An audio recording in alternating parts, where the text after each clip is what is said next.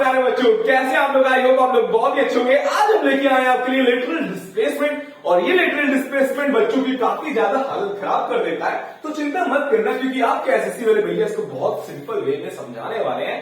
तो चलिए शुरू करते हैं हमारे इस वीडियो को। तो लेटरल डिस्प्लेसमेंट हमारा होता क्या है, उसको समझने से पहले हम क्या कर लेते हैं, हम एक इंसिडेंट रे को भेज देते हैं। ये जो हमारा ये जो डिब्बा है, इस डिब्बे को हम कह देते हैं, ये डिब्बा हमारा क्या है, गिलास है, ठीक। और ये जो गिलास है जो होता है वो हमारा एक डेंसर मीडियम होता है। कैसा होता है? एक डेंसर मीडियम होता है। और ये जो हमारा मीडियम, इसको हम ले लेते हैं एयर।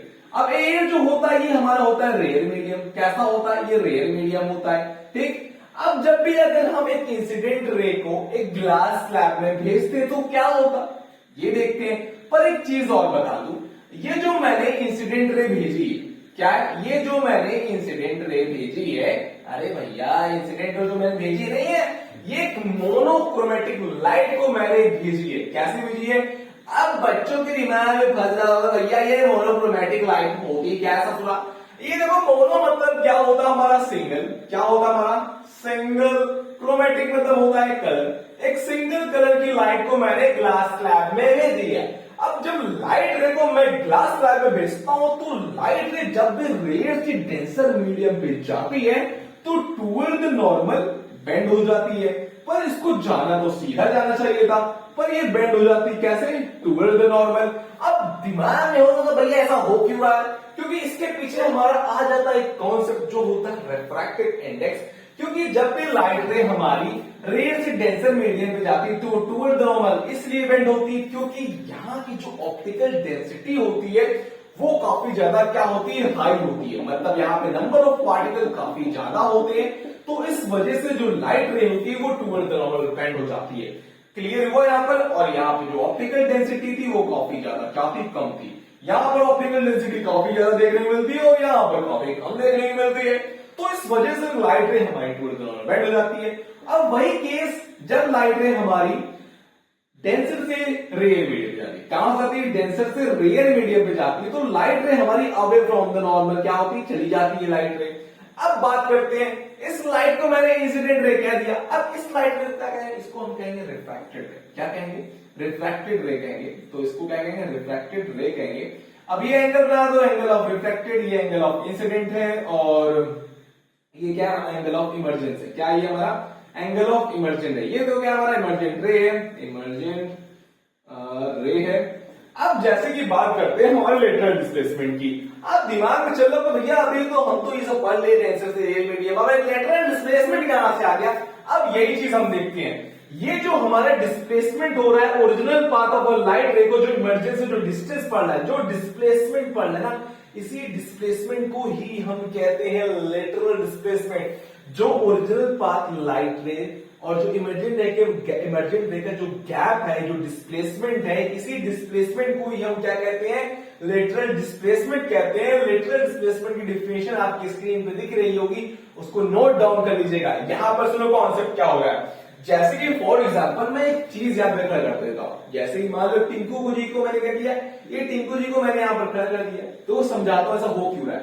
अब जब अगर तुम सोचोगे भैया लाइट रे आ रही है, क्या हम टिंकू जी को ऐसे आ रही तो वैसे देख सकते हैं? क्या अगर हम ऐसे करके देखेंगे, क्या हमको ये टिंकू जी दिखेंगे?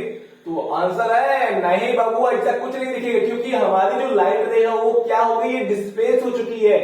और इसी डिस्प्लेसमेंट को ही हम क्या कहते हैं? लेटरल डिस्प्लेसमेंट कहते हैं। जैसे कि मैं यहाँ पे शॉर्ट फॉर्म में लिख दूं, द गैप, भैया द गैप डी, जिसको हम डिस्प्लेसमेंट कहते हैं, the gap D between original path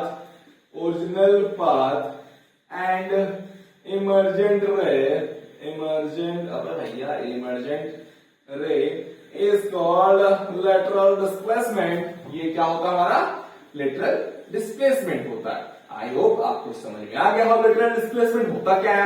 अब एक दिमाग में चल रहा होगा, और हाँ एक चीज और बता दो कि हमारा एंगल ऑफ इंसिडेंट रे और एंगल ऑफ इमर्जेंट रे एक दूसरे के इक्वल रहेगा। क्या रहेगा? इक्वल होगा, ठीक।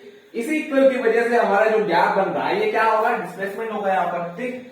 अब बात करते हैं हमारा ये लेटरल डिस्प्लेसमेंट किन किन फैक्टर्स पे हमारा क्या करता है? डिपेंड करता है। तो हम बात करते हैं कौन कौन से फैक्टर पे हमारा जो लेटरल डिस्प्लेसमेंट होता है वो डिपेंड करता है। पहला जो होता है वो डिपेंड करेगा हमारी रिफ्रैक्टिव इंडेक्स पर। किस पे डिपेंड करेगा? रिफ्रैक्टिव इंडेक्स पर। हमारा जितना ज्यादा रिफ्रैक्टिव इंडेक्स होगा, बता दो रिफ्रैक्टिव इंडेक्स क्या होता है? वो एक नंबर होता है। क्या होता है? एक नंबर होता है। जब लाइट हमारे एक मीडियम से दूसरे मीडियम पे जाती है तो वहां पे लाइट कितनी स्लो हो जाती है, वही होता है हमारा रिफ्रैक्टिव इंडेक्स। कितनी बैंड हो जाती है, वही होता है हमारा रिफ्रैक्टिव इंडेक्स। तो जैसे कि हमारा जितना ज्यादा रिफ्रैक्टिव इंडेक्स होगा उतना ही ज्यादा क्या होगा? लेटरल डिस्प्लेसमेंट हमको देखने को मिलेगा। दूसरा क्या हमारा डिपेंड करता है इस ग्लास की थिकनेस पर। इस ग्लास की थिकनेस पर डिपेंड करता है। तो ग्लास की हमको थिकनेस पर डिपेंड करेगा।